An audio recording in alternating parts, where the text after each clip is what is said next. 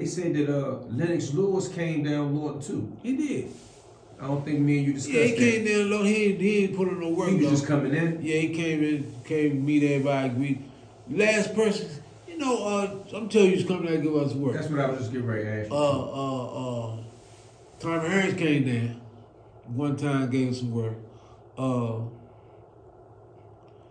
Big Jerry Ballard, young Mike Tyson, I used to train him, and he was the best thing in Lawton when I left. Him and Tommy Lay. What's that other homie, Melvin Foster? He went to the 96 Olympics. He's come down to give us work. I worked him before. He used to work us. But Ham called me every other day now. Norman Smith. What's Norman Smith's position in DC history boxing? One of the best trainers in the city. Norman Smith had he had the joint uptown. And Norman had some of the best fighters in the city. Always came down Lawton, just like Pepper Korea, who had Simon Brown, Maurice Block. Shout out to William Jobby, man. Keep home, man. William Jobby, all them dudes just come down Lawton, man. Melvin Foster, Andrew Council, dude out of Maryland, he just come down. And most of them dudes, man, went to the Olympics or Olympic trials. They always came down low. You're a Southeast guy. I mean, you're a DC guy, but you're a Southeast guy, right? Yeah, Congress High. To you, now, I mean, you can break it down into two if you want to answer two different ways. It's on you, all right? What was Uptown to you back then? Back then, Uptown to me was like the Apollo Theater to New York. Where out of Northwest did you consider Uptown is what I'm trying to ask. 7th Street, 14th Street, Georgia Avenue. 14th Street was the Mecca of D.C. 14th Street where all the hustlers, gangsters, and pimps and hoes used to be at.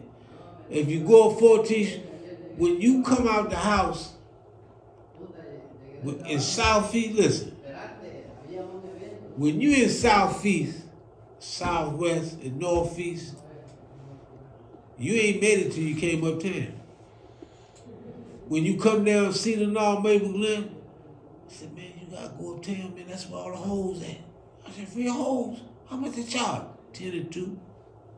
$10 for the pussy, 2 for the room. Ours was MS7. And we used to wear little blue khaki jackets with the initials pointing or tighten on, sewed on there.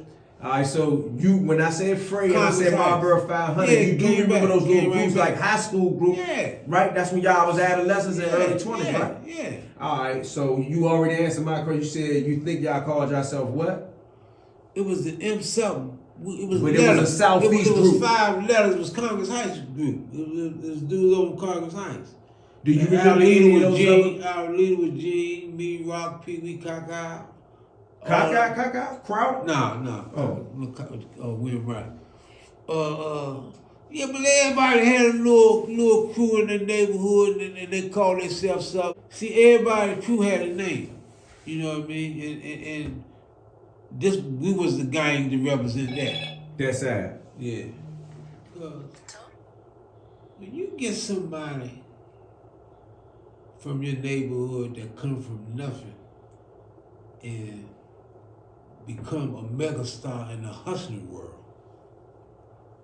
that do things that nobody else did, you give him his props. Frey was big. This is a dude, man, was there in youth center for a little robbery and stuff, and you know what I mean? Came on the street, and this dude became one of the biggest names in Washington, D.C. So you can't dismiss him. You can't overlook what he did, what he accomplished. If you like him or you didn't like what he stood for, whatever. In the hustling world, he one of the biggest things that came out of the city. And it's the same thing with Nkosi. I done heard all kinds of stuff. When he was down in youth center, he wasn't nothing, and you know what I mean? He was quiet, and all of a sudden he went, irregardless when it happened. whatever turned that switch on that made him doing what he was doing, man, this dude lit this city up, man, to a point where they're going to talk about him forever because he made his mark as that. You know what I mean?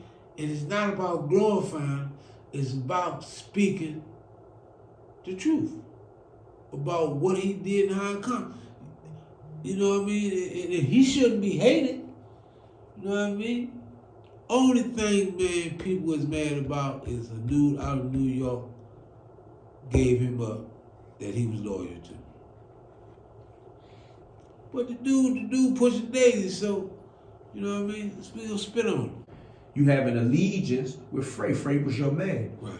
How is it now at this point in time, Wayne is your brother and you love him? How do you deal with the conflict of what they allege occurred between Wayne and Frey?